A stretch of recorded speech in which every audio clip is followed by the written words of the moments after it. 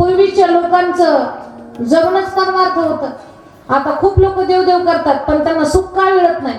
पूर्वी लोक झोपड्यात राहत होते पण अंग टाकलं की झोप लागत होती. आता गोळी खाऊन सुद्धा झोप येत नाही. पूर्वीची लोक निर्मळ होती मनानं, निष्पाप होती, कपट नाही, काही नाही. सोनं दारात पडलं तर कोणी हात लावत नव्हतं.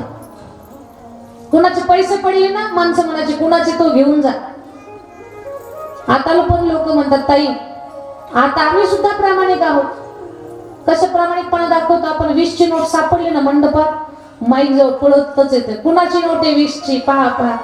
आणि त्या 20च्या नोटेच्या जागेवर 2 500च्या असाव्यात. खरंच येतील का माईक पर्यंत? हॅलो बघा, 2 500च्या असल्यावर येतच नाही त्या माईक पर्यंत. पण जुनी लोक कुणाचं धन पडलंय हा पाहतच नव्हती, ज्याचं त्यांना घेऊन जा. पूर्वी लोकांचं धन उतरंडीमध्ये होतं. उतरंड कळते ना? गाडग्या मडक्याची उतरंड पिढ्यान पिढ्या. आणि ते उतरंड काय लोखंडी थोडीच, मजबूत थोडी. एक दगड घातला की सारी खाली येईल उतरंड. गाडग्या मडक्याची उतरंड पण पिढ्यान पिढ्या तशाच तशी असायची. कारण काय? ते कुणाची वाईट नजरच पडत नव्हती उतरंडीवर. आणि सारं धन उतरंडीमध्ये असायचं. पूर्वी उतरंडीतलं जात नव्हतं, आता कपाटातलं गायब होतंय. का? माणसाची मन चांगली राहिलेली नाही.